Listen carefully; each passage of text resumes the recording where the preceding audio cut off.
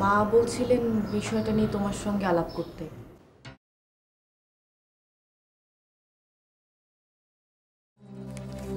বলো কি বিষয়?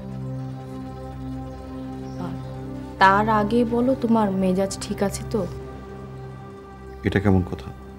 মেজাজ খারাপ থাকলে তুমি মানা করে দিবে, ঠিক সিদ্ধান্ত দেবে না, তাই।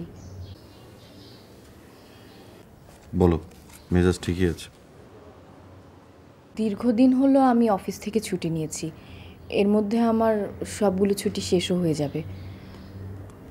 আমি কি আমার অফিসে আবার ফেরত যেতে পারি?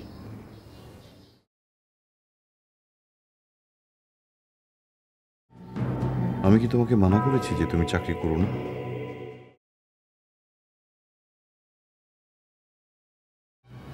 চাকরি তুমি করো, সেটা নিয়ে আমার মাথা ব্যথা নেই, কিন্তু যে বিষয়টা নিয়ে তোমার সঙ্গে আমার দূরত্ব তৈরি হয়েছে সে ব্যাপারেও সিদ্ধান্ত তোমাকেই নিতে হবে, আমি নিতে পারবো না।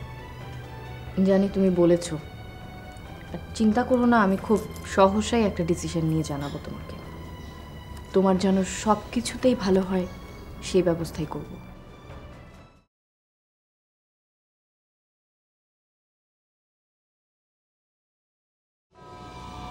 আমি কি কাল একটু আমাদের বাসায় যেতে পারি?